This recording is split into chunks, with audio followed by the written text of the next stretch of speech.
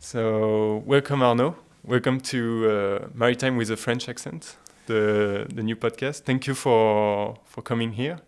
So, you're the founder of the company Opsealog.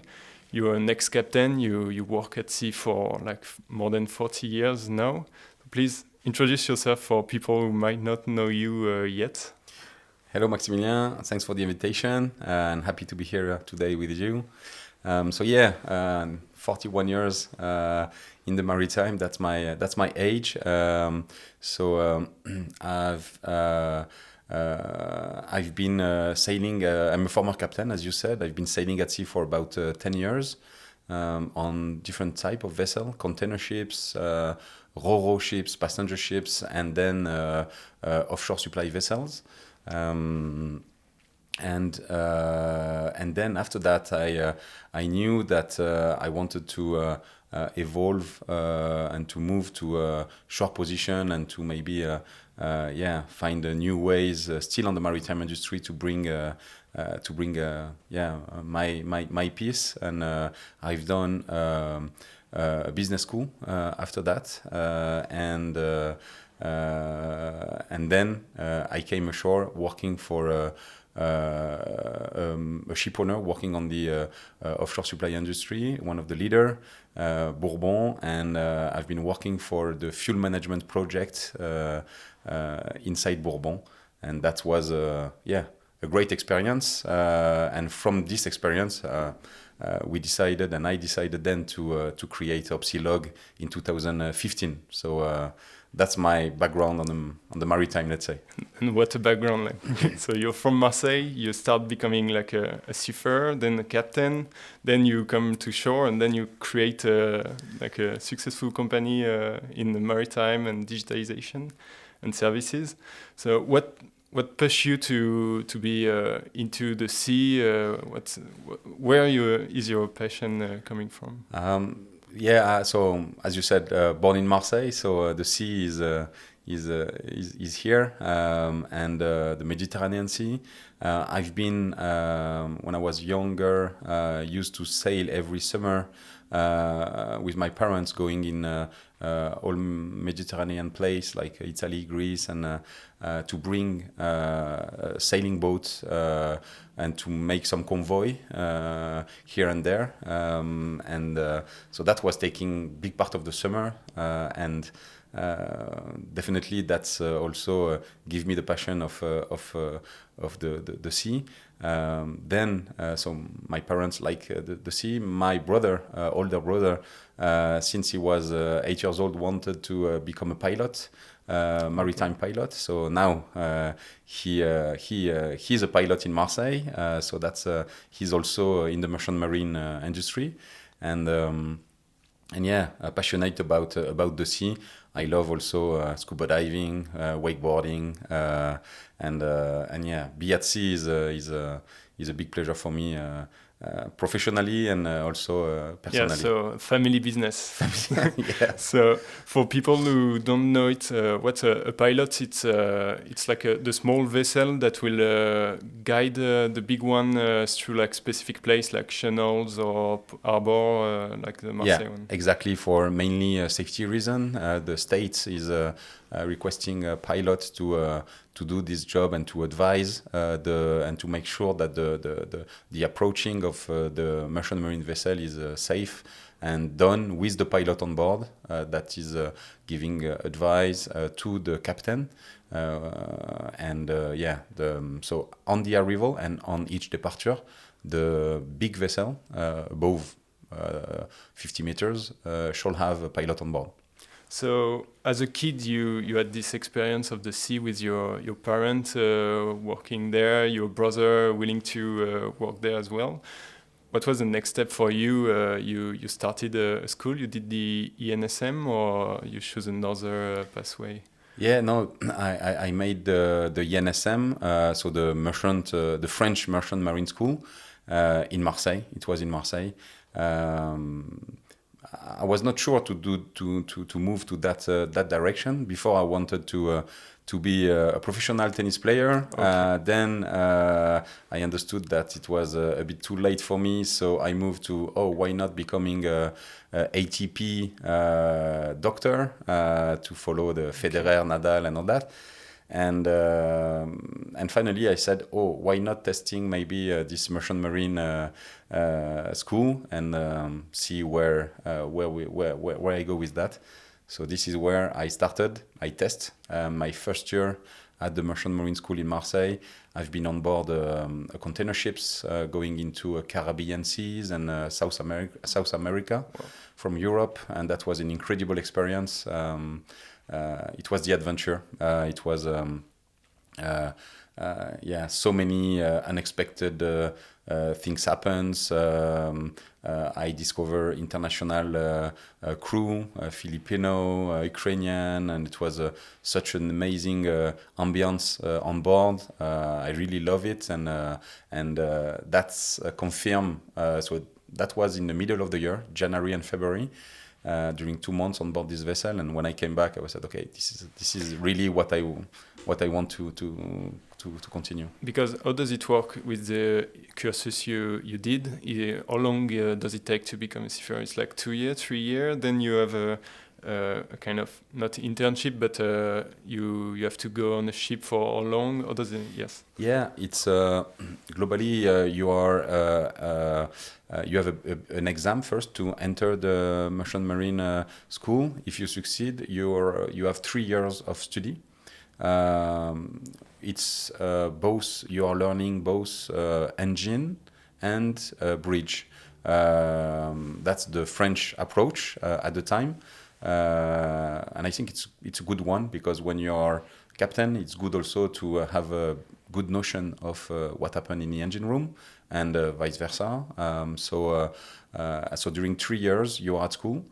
There is some internship on board the vessel on the first year. It was 2 months 2 months on board. Then the second year, during the summer, you are again doing another one. And at the third year, you have a big exam. If you succeed this third year, you become a cadet, officer cadet, and you have to do 9 months at sea as a cadet. So 3 months on, 3 weeks off, 3 months on, 3 weeks off, 3 months on. As long as you have completed that, you receive your certificate of officer, bridge and engine, and then you can you have let me remind me that I think you have 8 or 9 months to do before to come back to last year at school. What we call it the fifth year, and the fifth year is the last one you do with a big exam at the end, and then the school is finished, and you will it's your experience at sea that will give you the possibility to become a chief mate and then a captain. You have minimum time at sea to do to get your certificate, both on bridge and or engine. Okay, and then you specialize. Yeah. And from your 7 years at the school, what were your best memories? What were your favorite classes? Is there like classes that you were not expecting to have that were like interesting or maybe not?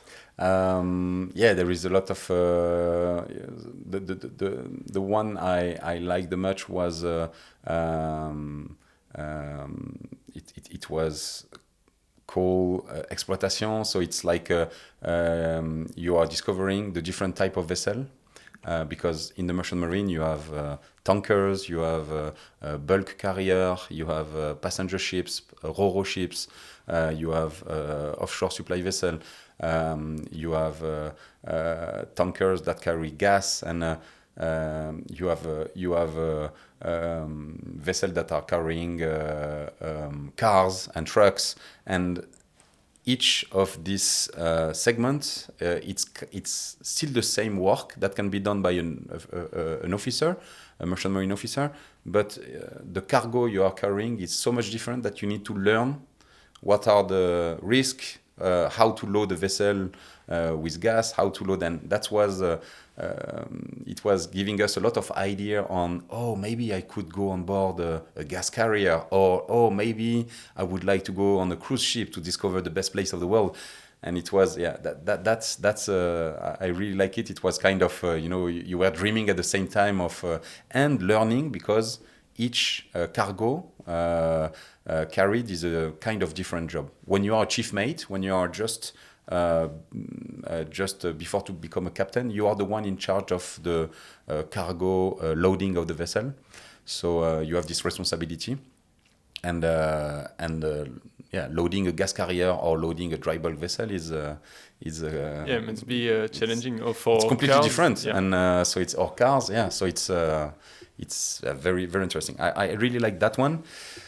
I was really not good, and I didn't like the draw. There is some drawing lessons, and industrial drawings lessons. Okay. I was so bad at that, so it was challenging for me. Because you're trained also to design vessels, or at least to understand for the engine part how to draw a spare part and kind of.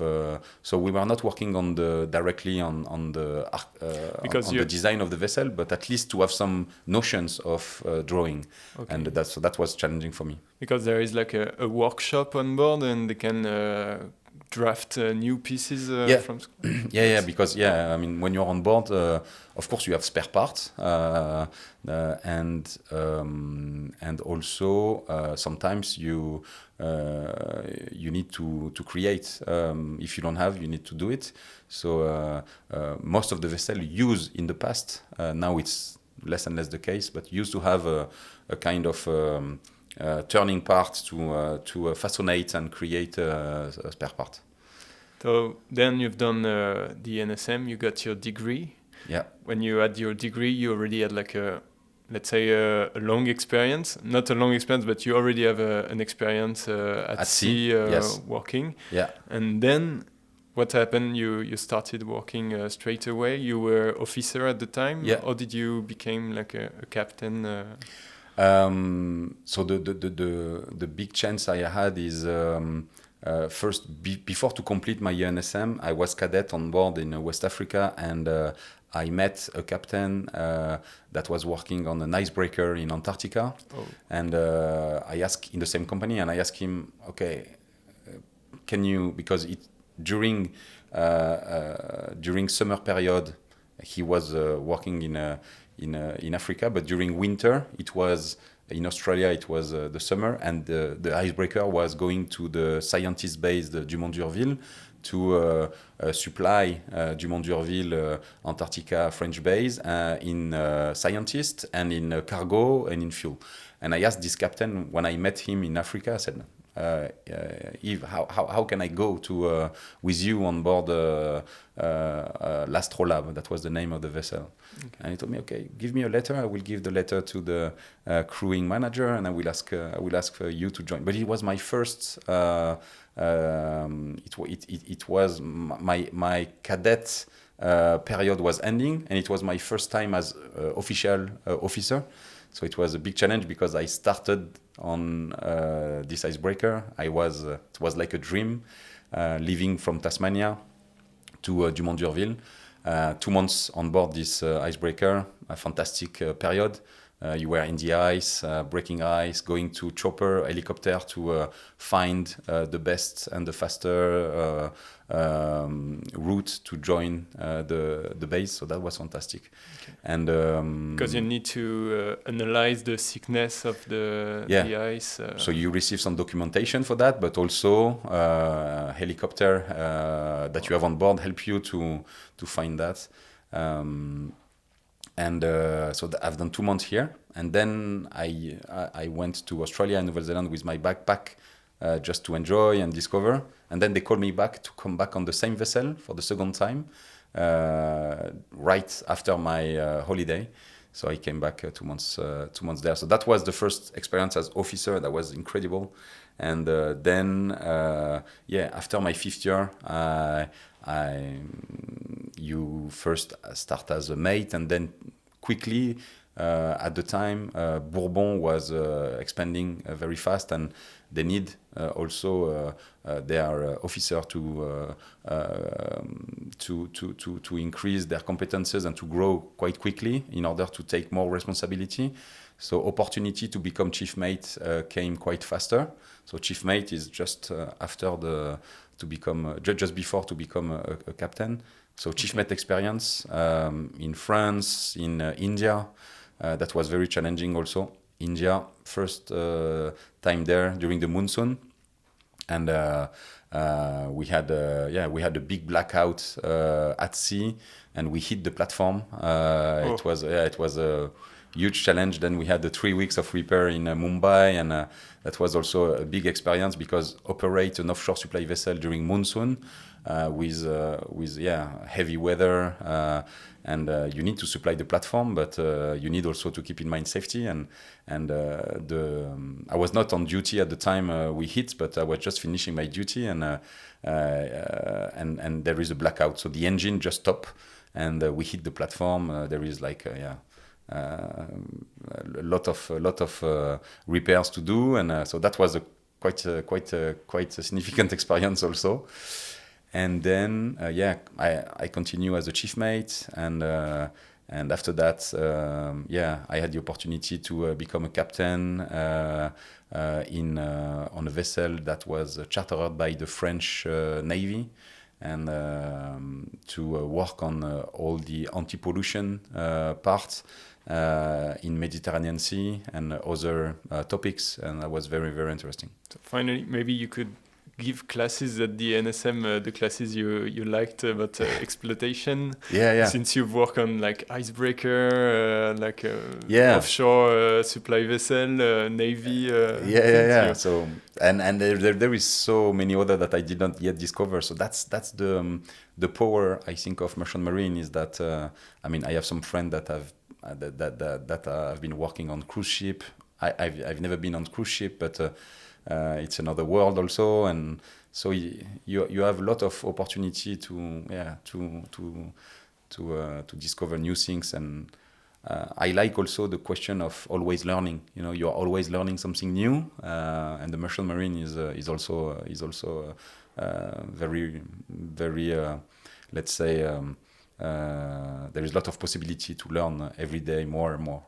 Because as you say, every vessel it has its own safety measures, its own challenges, and you have to always adapt and prepare, anticipate this. So it must be fascinating. Definitely.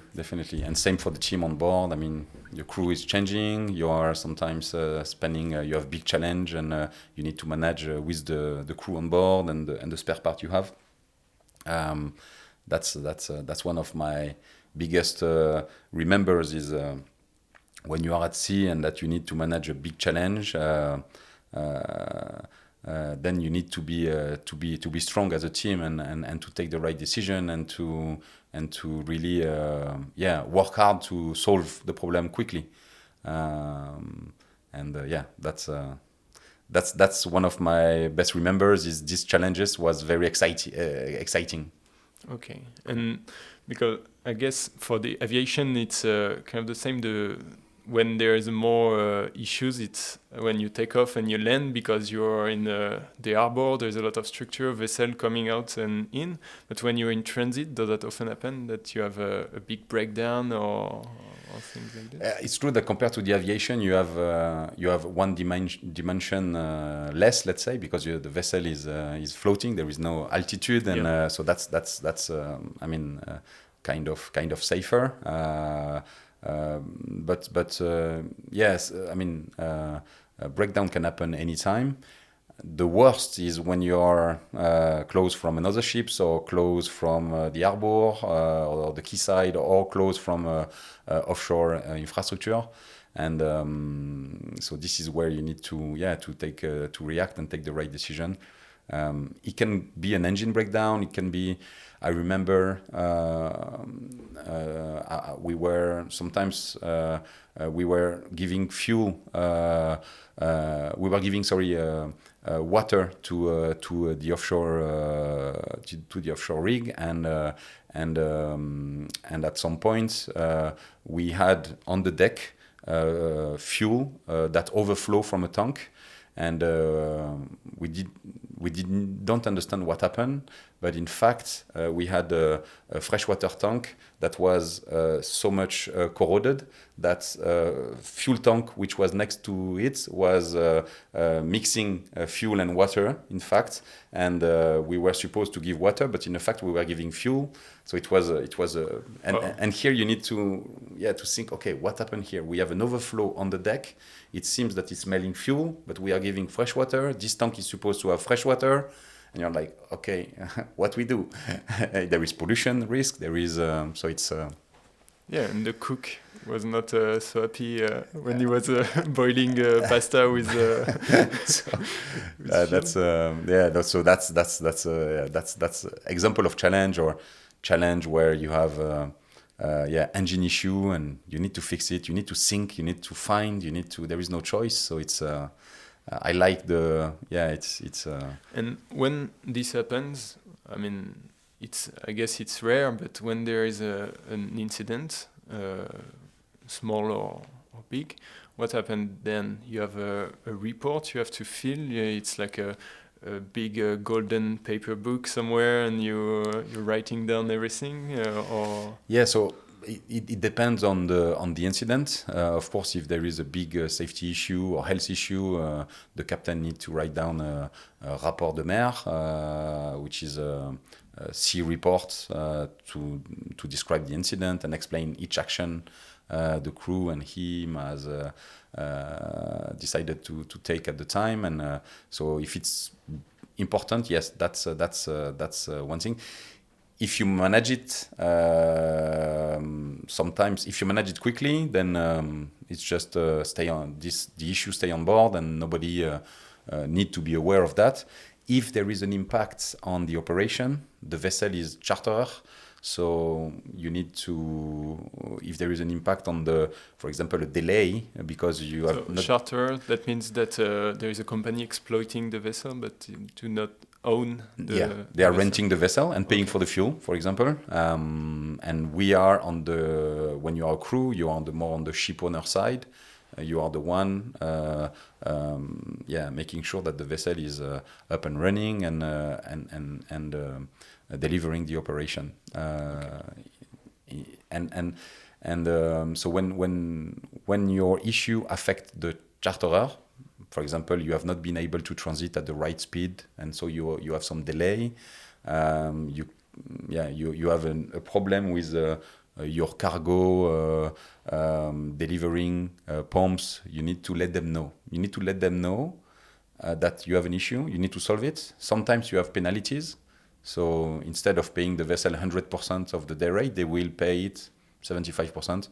So there is you need to react and find the solution as soon as possible. And there is money engaged, so and there is money, and on top of money, when there is health and safety, that's the most important at sea. I mean, in the maritime, historically, we are talking about the risk of pollution, risk of incident, and that's the worst, let's say, that can happen. And then, so you navigated for years, and you decided to move onshore. That's something quite common in the industry? I would say yes. Globally, with my colleague from the ENSM, most of them, after 10 years at sea, they are moving ashore, or they are moving to a navigation quite close from home. Like you can become a pilot. You can maybe work on the port, like a tug captain or tug chief engineer, because the time at sea is 2 months on, 2 months off. That was our rotation, and when you are 2 months off, it's still possible, and there is maybe 10% of our friends that are still on board and continuing this rotation. But most of them want to be quite close of the family and children if they have. So you settle and then you settle, exactly. you okay. But these 10 years are fantastic because you are discovering the world, you are learning a lot, so much on board in terms of human capital, the capacity to work as a team, the capacity to solve a problem, the capacity to manage unexpected crisis. So it's and there is a lot of similarities with life and with entrepreneurship. Okay. And then when you moved like to work in an office, what were your tasks at the time? What were you doing then? So I started at, I've been working on the chartering part. To try to find some customer for them to rent the vessel. That was interesting. That was part of after my business school, that was my internship. Okay. But this internship of 6 months has been extended, not as an internship, but I stay like 2 years on this job of chartering. And then I've been working on the fuel management. And on the fuel management, I knew that with data we can do a lot because I was on board and I saw sort of inefficiencies here and there on the logistics, on the way the vessel was used, and also in terms of cargo capacity and all that. So and it was I wanted to bring something into that direction, and with data, this is during this project where I understand the power of data.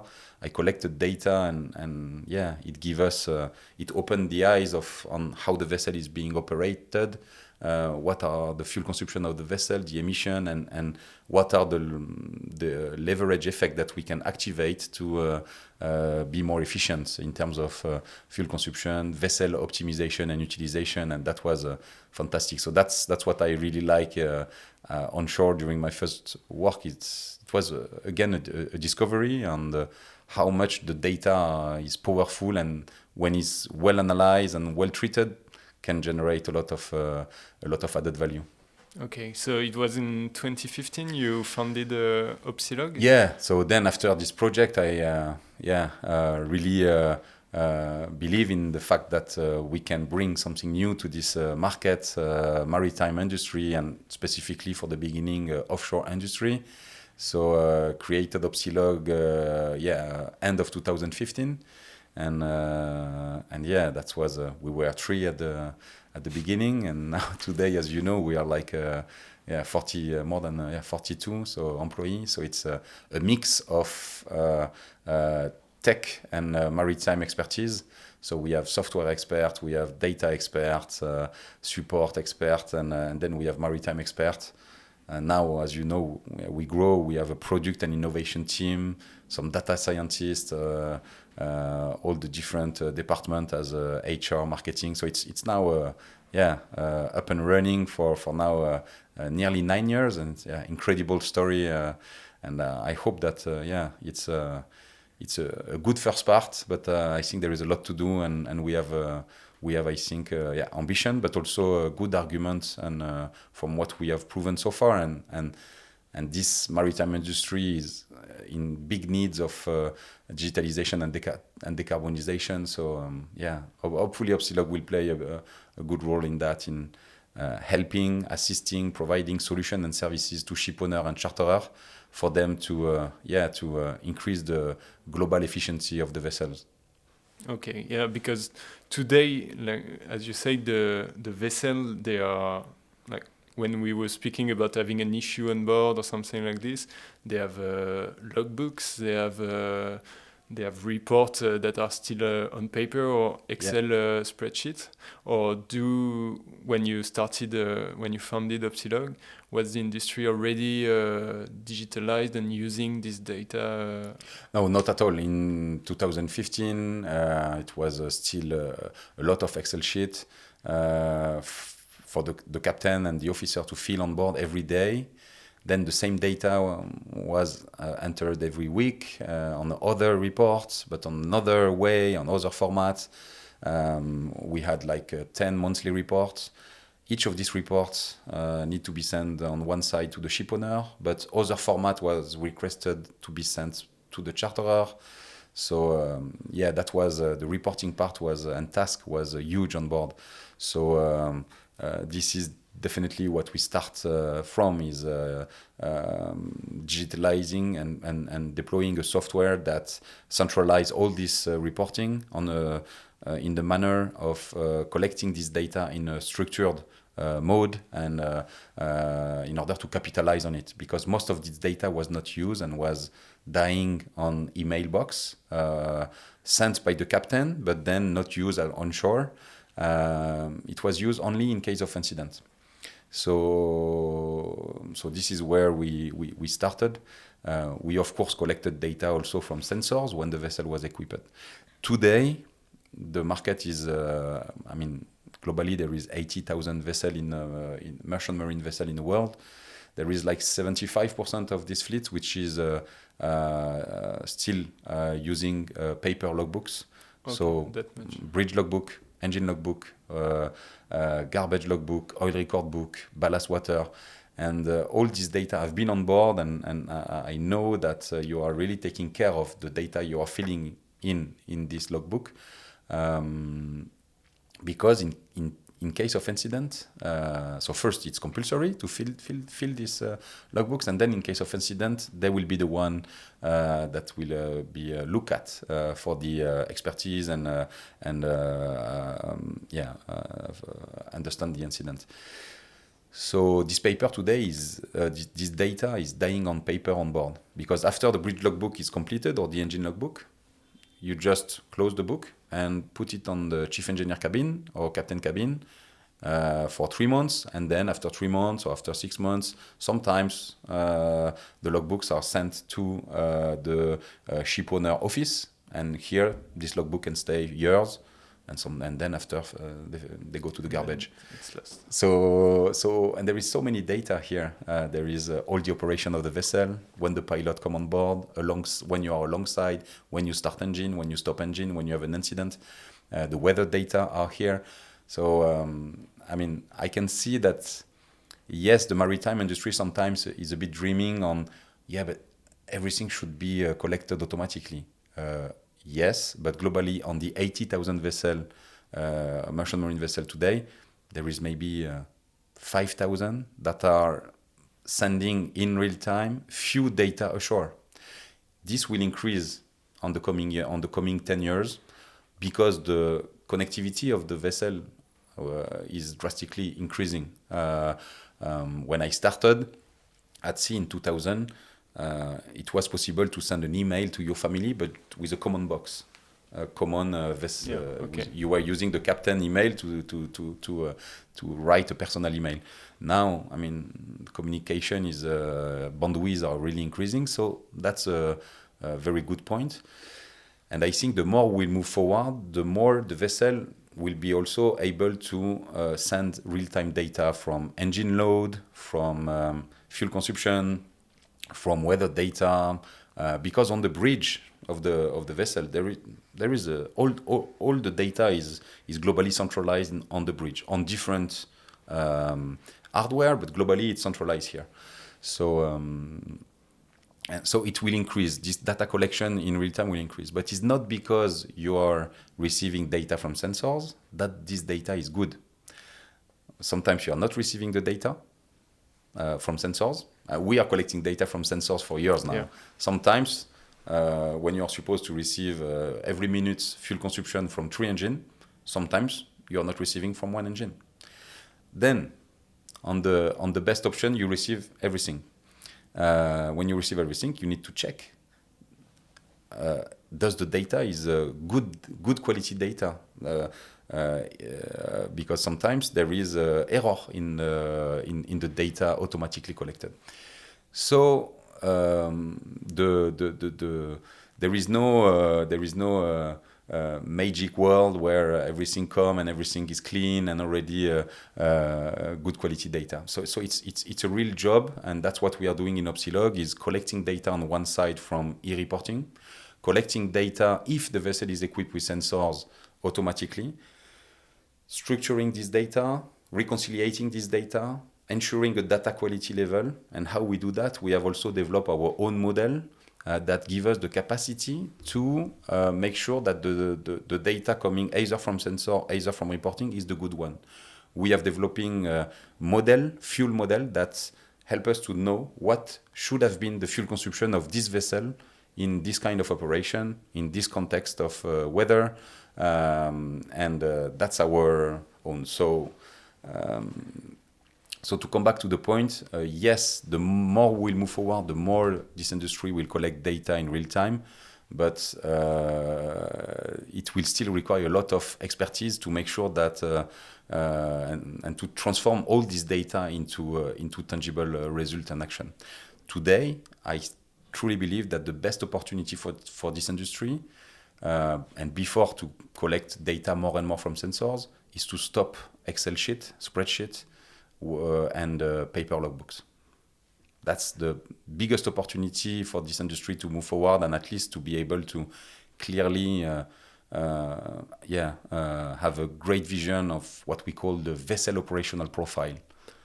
Yeah, because finally it's not changing the industry use, because it's not like forcing them to start reporting or adding data, because finally it's already doing that since decades. Yeah. It's just that understanding that this data can be used to improve the efficiency of the operation of the vessels. Yeah. And so it just,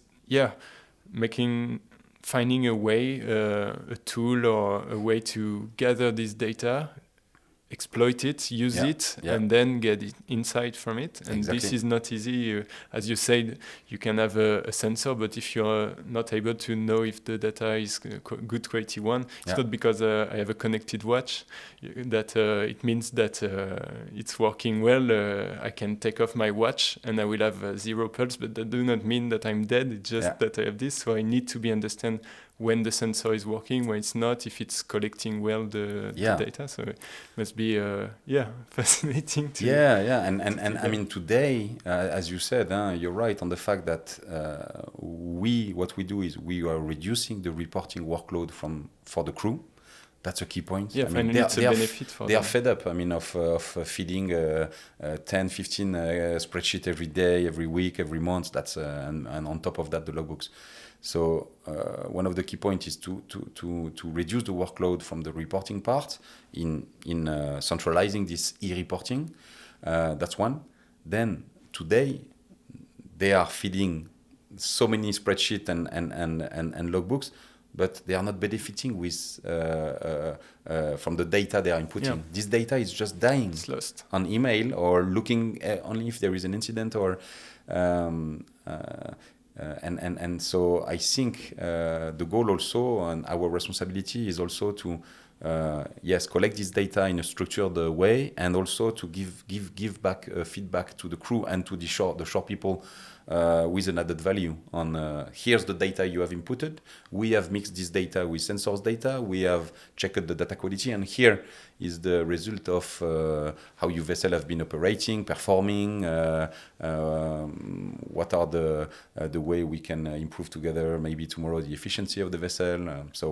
And that's what Opsealog.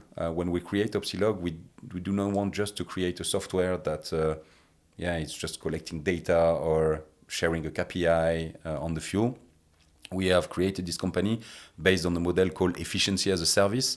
What we want to bring to the charterer and the ship owner is tangible and measurable results.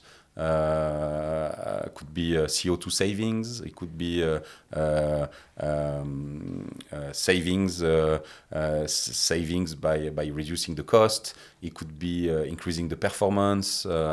And it's a mix of data integration, then transforming this data and creating new measures that we shared through Marine Site, which is our decision-making portal that we give access to the captain and to the shore people, and having a consulting team, marine expert and data that are also on top of creating always new algorithms to generate more added value and new use cases.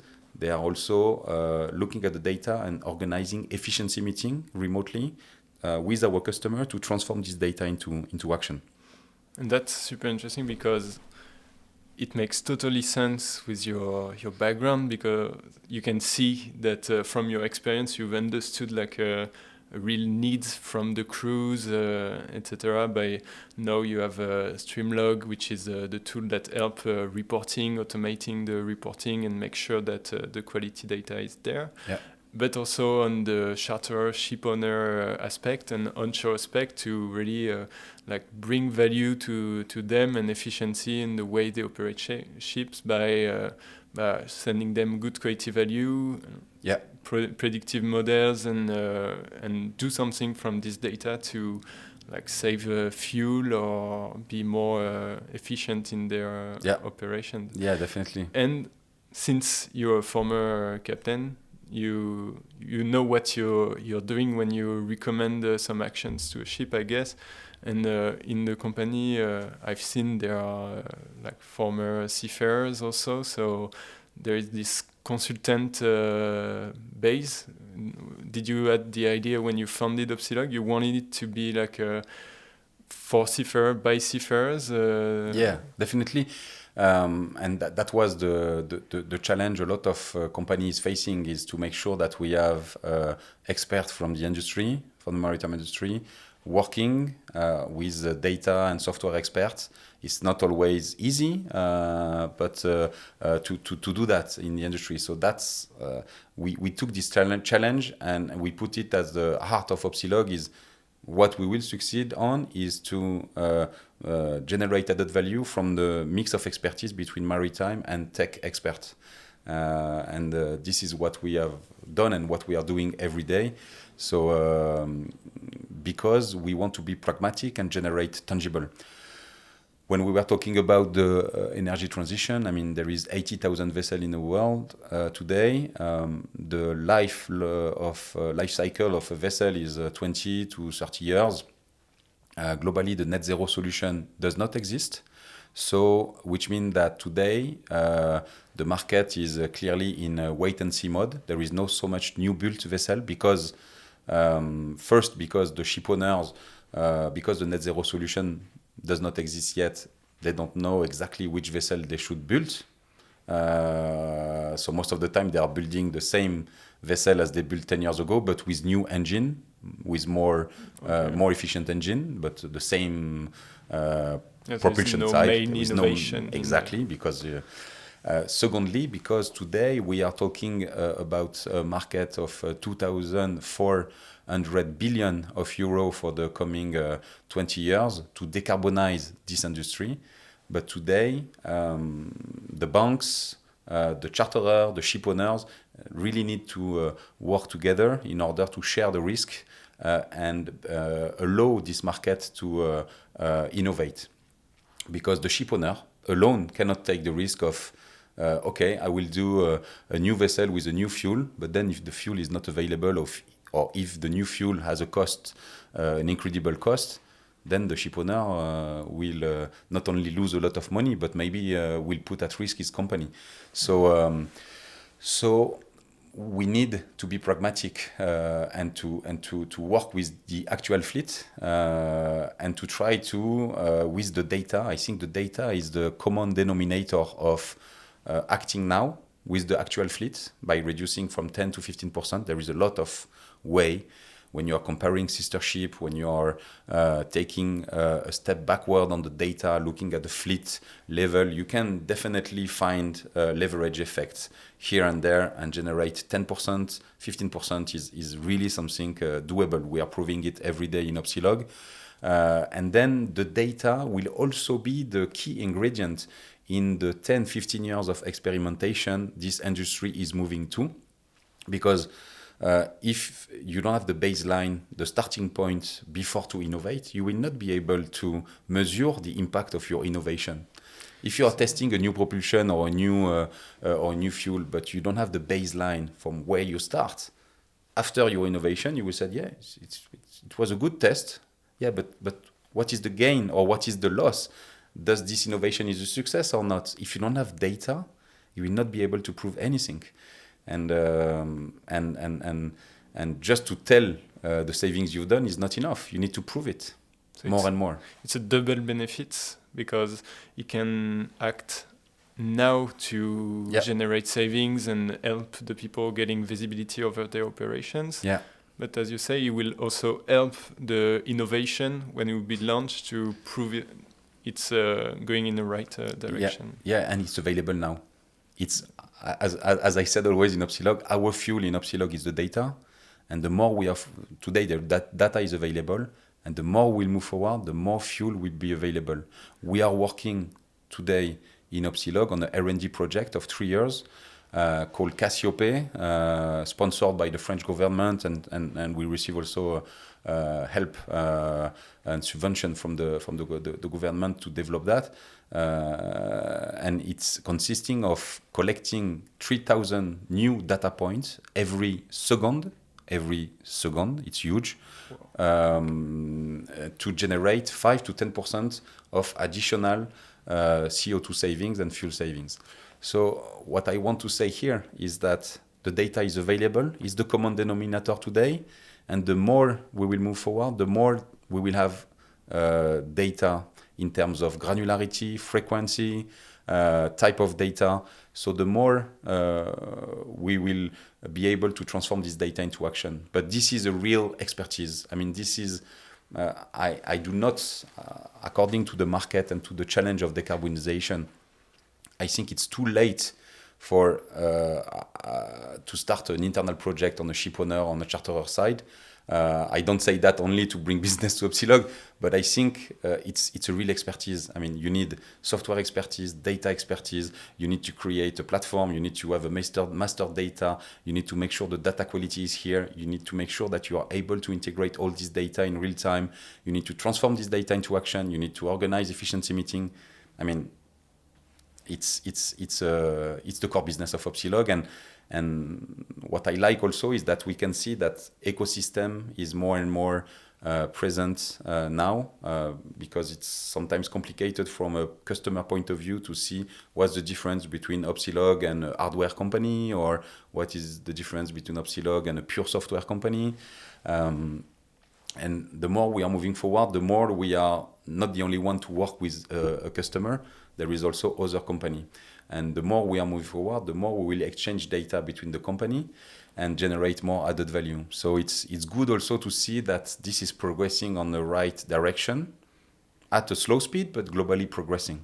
Yeah, there is an awareness and a willingness to share data and to, let's say, work together toward this digitalized future. This sounds like a corporate tagline, but and not everybody is open to share data. There is some provider that still are not willing to share data, but I think it's not the right direction. I really believe that the charterer and the ship owner should make sure that they are in ownership of the data. I mean, for example, if you install something new on board your vessel, or if you do a retrofit, you need to make sure that the supplier will also not only collect the data for him, but also share the data to you, for you as a ship owner or a charterer to be able to use this data either internally, either sending to Opsealog or other company to transform this data into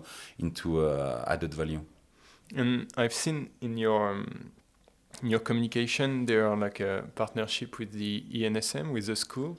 Do you also feel that there is an evolution in this way, like in the educational part, where the way we train future seafarers? And do Opsealog also share its vision on this area, like spreading its vision to the future seafarers?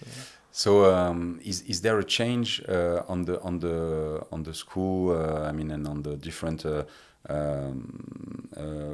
let's say way to on the school? Yes, there is a change. I can see new classes. I can see a new how we call it.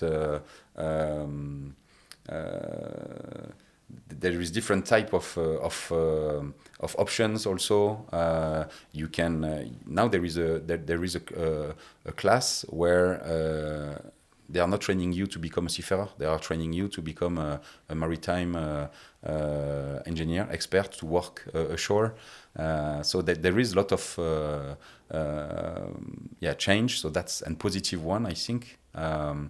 There is also a wish to increase and to double the number of French merchant marine students in the school. So they are investing quite a lot, and so there is a very good dynamic, I believe, on the last few years. And yes, there is new classes, new topic. I think that new topic will come, like the data management. The more we'll move forward, the more data management and data analysis will be important. I believe also that entrepreneurship could be also reinforced within the maritime school, because I mean, as I said, the net zero solution does not exist yet. So we need also a very good dynamic in generating new idea, trying, failing, succeeding. But we need to implement a dynamic on the maritime industry to work on that.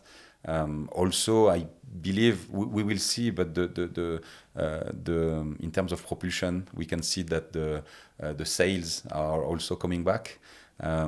So it will not replace everything from one day to another, for sure.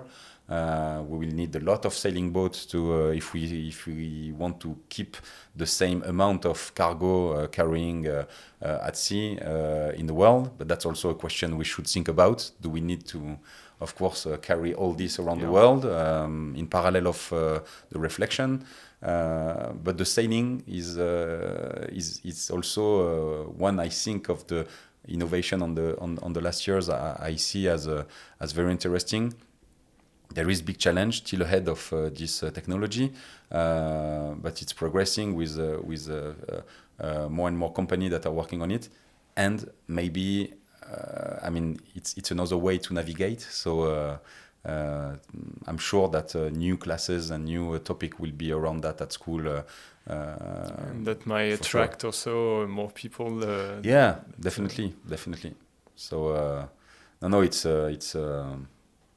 it's very exciting on how this maritime industry will find his way into this challenge, and there is so many interesting things to do. Yes, big challenge, but I mean that's what make also interesting, make this subject very interesting. Yeah, big challenge and innovation that don't come from a day to another. It takes time, but I think it's going in the right direction, and it's and you know, in Opsealog and in my DNA, I mean, I don't say that I like challenge. We like to transform challenge into a kind of success, opportunities, and success. Because also on board you don't have the choice. When you have a challenge, you need to fix it, and you need to move out from the past positively. So our new vision in Opsealog is make the maritime decarbonization a performance accelerator. So it's, yes, there is this challenge of decarbonization, which is this industry want to be net zero by 2050, but today the CO2 emissions are continuing to increase drastically.